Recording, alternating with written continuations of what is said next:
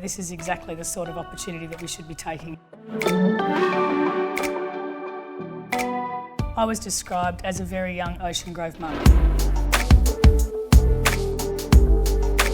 It doesn't matter how good a runner you are, somehow the person in the chicken suit ends up beating you.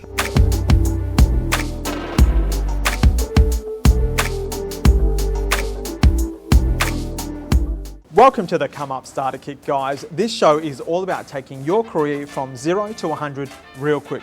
If you are lost, confused, or just plain stuck, I'm here to help. Now, who am I? I'm Shankar Pillai, your soon-to-be favourite career coach.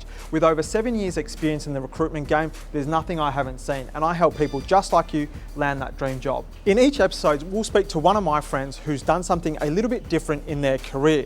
We'll go along the journey and understand what they've done that's made them so successful. Along the way, I'll give you tips and tricks to help you with your own very come up. Let's get it.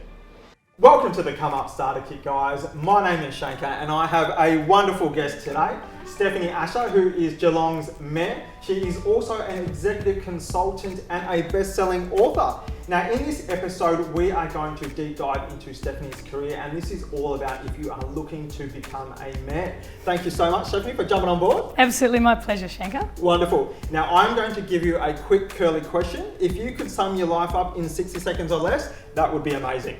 Okay, this is a tricky one. Grew up in the leafy eastern suburbs of Melbourne, in North Balwyn and Camberwell. Went to school in Camberwell at a girls' school. Did my degree at Monash University, then headed off overseas, having worked in a variety of jobs while at uni.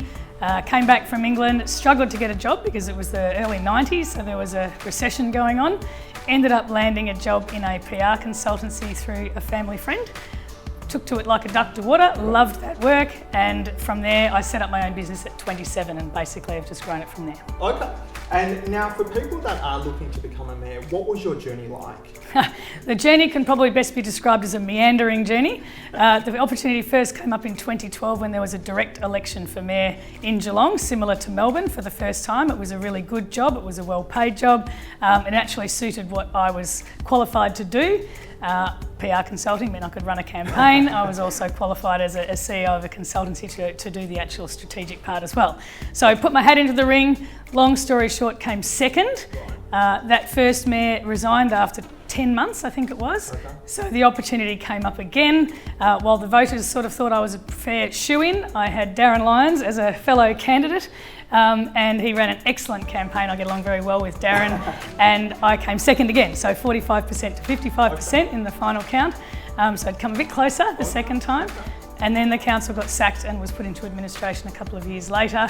And then the opportunity came up again when the council elections started in 2017, but no direct election anymore. And the job paid half. So I was essentially just one of 11 councillors, and then I was voted in as mayor in 2019 and once again 2020. Okay, so resilience is the answer. Yes, resilience. Keep trying, never give up. Okay, good. Now, in the next segment, what we're going to do is sit down with Stephanie and pick her brains and what it takes to actually become a mayor. Great.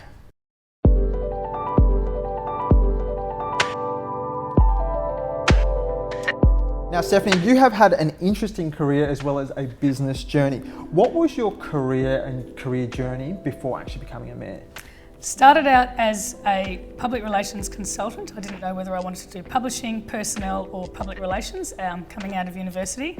Did public relations first, was then a publishing manager at a book consultant, a book publishing outfit for a little while, and then decided to launch out on my own. Okay. And did a bit of a blend of both. So I've had a career in corporate, mostly in multinationals at BHP. I was a senior manager at BHP. I've worked with Aussie Post and South 32, Newcrest Mining. Currently still do run my own management consultancy. The mayoral role is actually a part-time role. Right. So I blend both. Obviously don't work quite as many hours as I did used to.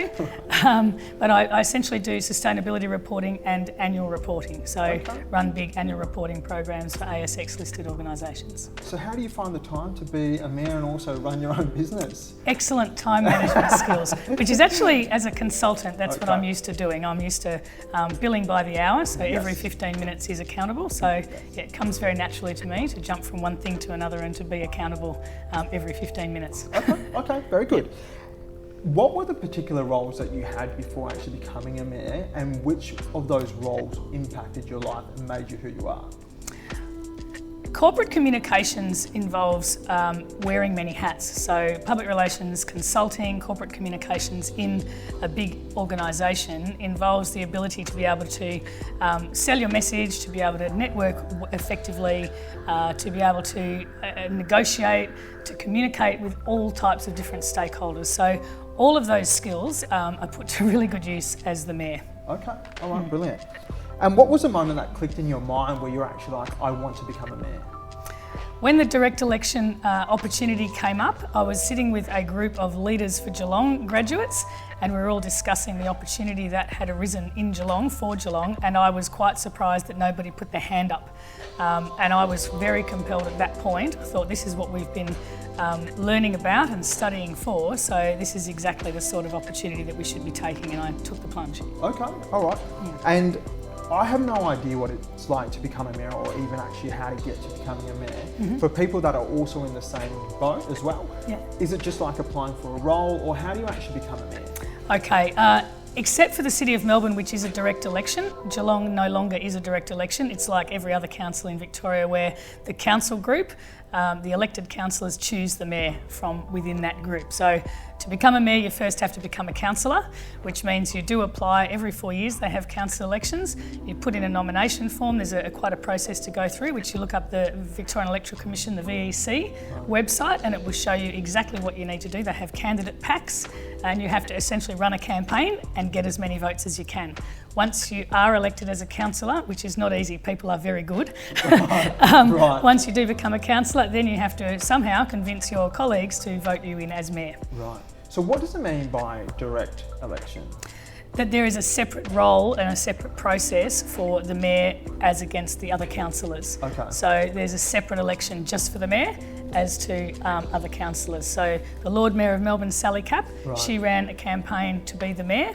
All the other councillors ran councillor campaigns. Okay. And that's what we did have in Geelong for 2012 and then 2013, but they've since scrapped it. Okay. So now we're back to just the council election, and then the mayor gets selected by the other councillors from the group. Right. So you're basically the first among equals. You have a couple more powers than the other councillors, but not many. Right. It's essentially the spokesperson. So you have a casting vote if there's a tie in the chamber of votes. You get to decide who goes on which committees, and you are part of the recruitment process for the CEOs. Other than those three things, you have no more power than the other councillors. Right, okay. And what were some of the setbacks during your journey? You obviously took you 3 times to get to mayor. Yep. So what were some of the challenges that took you to actually becoming a mayor? Interestingly, a lot of this will be around unconscious bias, and I think some of it is regional parochialism. I'm from Melbourne originally, so I wasn't known at all in Geelong, so that was a barrier because I wasn't a familiar name. Right. It actually worked as an advantage in the first election because preferencing is all about being underestimated. Right. The less people think of you, the higher they put you in their preferencing. So I played that to my advantage because I was little known, so I got a lot of second being put 2 on people's tickets. Okay. So I got quite a lot of votes and I came second. The second time around, because I was well known, people put me last because they knew that I was quite a threat. So that's an interesting lesson that you learn in politics. Quite a lot of hostility as a newcomer to a regional town, a fair bit of sexism. I did get ignored in the media. A great example is if I was a male, I probably would have been described in the newspaper as a successful business person, sporty and fit, well connected, media savvy, blah, blah, blah. I was described as a very young Ocean Grove mum. I was in my 40s. I wasn't even young. So it was quite bizarre. They completely ignored any of my executive history, any of my consultancy business, any of my other talents, and just focused on the fact that I was a mum. So how do you overcome things like that where there is sexism in place? How do you make sure that you are still striving to get the best result even when you have these type of setbacks? Yeah, I think perseverance is number 1, sense of humour. Number 2, you have to have a sense of humour and stay connected to what really is important, because it can be really easy to get caught up in what is actually quite petty. And if you can step above that and just think, no, I'm here for a purpose, and actually focus on what it is that you're trying to do without getting caught up in negativity or feeling bad about yourself, then that's the main thing. Just keep getting up, keep coming back. Yeah, perfect. I think That's a great tip, because a lot of people will receive these type of setbacks and not continue to pursue their dreams or what they want to actually achieve. Yep. Is there any other sort of tips that you could provide people that are facing that? Because that's, again, we're in a economy where things are going down south and people are unable to get jobs as well. Yep. You know, what are other sort of tips that you would provide people that are maybe struggling to just get across the line? Yep, certainly looking for work, it's about who you know. It still is, I see it all the time. You can be the best qualified candidate for anything, but if you don't have the right connection at the right time, it is really tricky. So network, get to know people, be nice, just be nice to everybody all the time. Even though it's can be challenging sometimes, I always try and say to my kids, be nice to yourself and about other people. So be persistent, be pleasant, know that it's a very long play. People don't change jobs in some places. Some people hang on to jobs for 30, 40 years. So it's worth always leaving a good impression and essentially just keep going, keep going. Read Sue Alberti's biography, which I wrote. Yeah. It's all about not giving up. This woman has faced so much tragedy in her life. She lost her only child who died in her arms on an aeroplane on the way back to Australia. Her husband was killed by a truck in a hit and run accident. Right. She's had every manner of tragedy you can imagine, and she is still smiling, still pushing through, still doing things for the community, and her motto is never, never give up. And that she was inspiring to me. It was very validating to meet Sue and actually write that book. That's amazing. What are considerations people need to be aware of if they are striving to be a mayor, and what are some things that you are unaware of when you started? I think the idea of ensuring that you don't underestimate other people when they're campaigning. People are pretty good. We've got a bit of a joke in our family about doing fun runs, and it doesn't matter how good a runner you are, somehow the person in the chicken suit ends up beating you, you know, or people who just don't look as though they should be winning do better than you. People generally are really good, and underestimating people, I think, is the gravest danger. Okay. Probably also understanding that it's about recognition, so be memorable. Writing letters to the editor, getting your name out there if you want to have any sort of career in public life.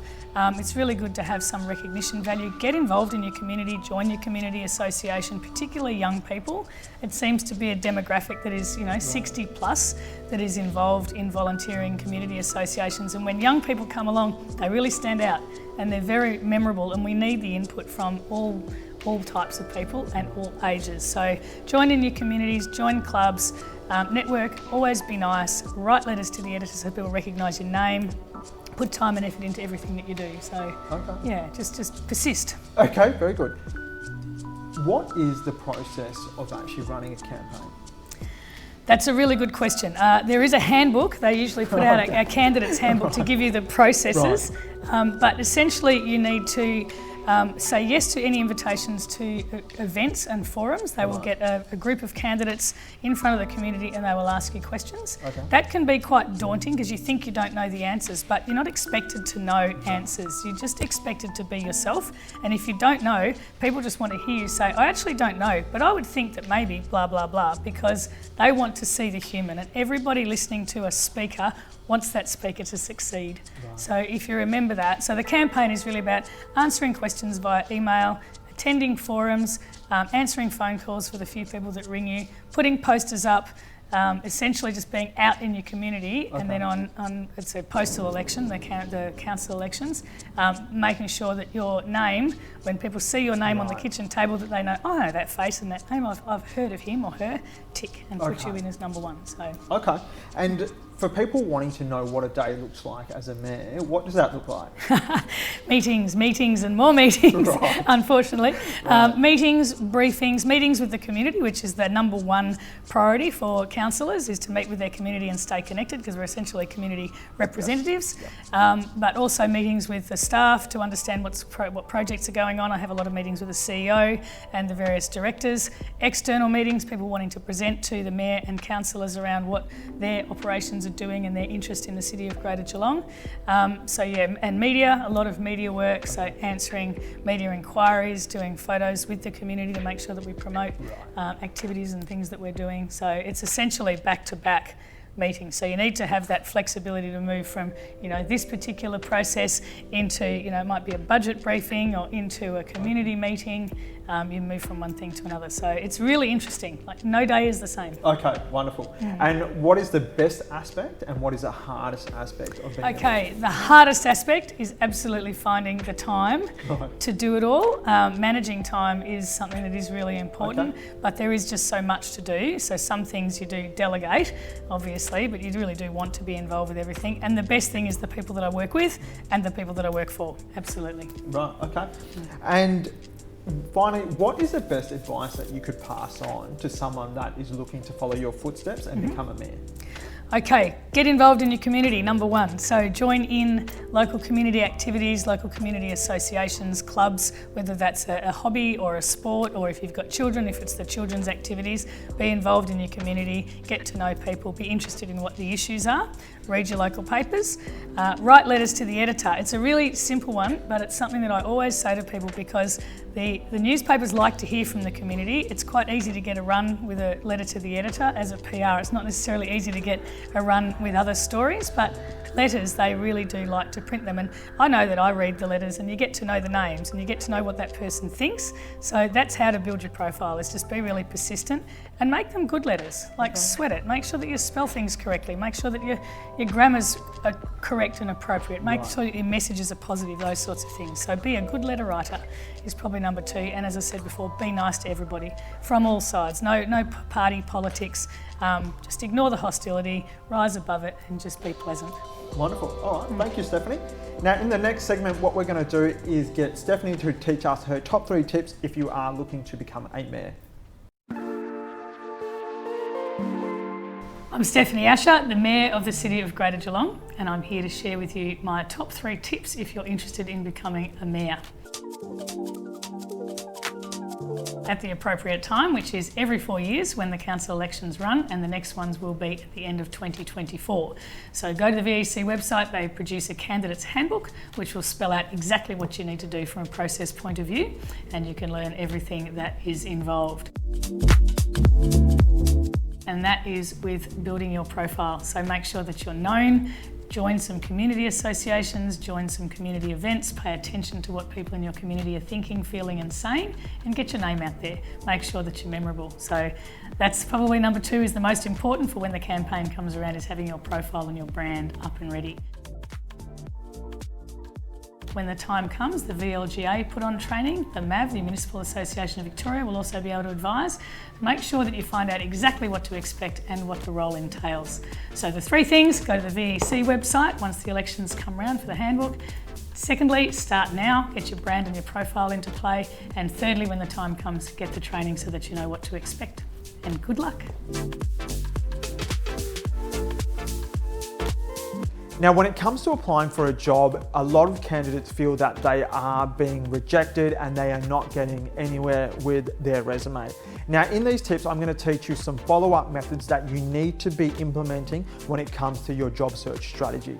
Tip number 1, now once you have submitted your application to a job, you want to wait 1 or 1.5 weeks to then give a call to the organisation that you've applied for. And what you can use is saying this: hey, I've actually applied for a role and I just wanted to find out what my status of my application was. Now, making sure that you are following up using the telephone is a really good way of showing initiative that you are very interested in that role. Tip number 2, what you want to make sure is, if for example that you may be a little shy in terms of picking up the phone, what you can do is find at the end of the job description there should always be a name of the recruiter or the hiring manager of that job application. So what you can do is you can search them up on LinkedIn and try and add them on LinkedIn and shoot them an email finding out about your application as well. Now, if you have a lot of confidence and you want to make sure that you are getting that job, what you can do is actually go to that organization. So whether it is the actual company itself or the recruitment agency, you can actually go down there and actually speak to reception and find out, I would like to know about my application on my job. And if not, if I could speak to a potential recruiter that I could liaise with to try and help enhance with my job search. These are my top 3 tips. Thank you. Thank you for joining me on this episode of the Come Up Starter Kit and speaking with Stephanie Asher, who is Geelong's Mayor. In the next episode, we are going to be speaking with the lovely Catriona Rowntree if you are looking for a career in media. We'll catch you on the next one.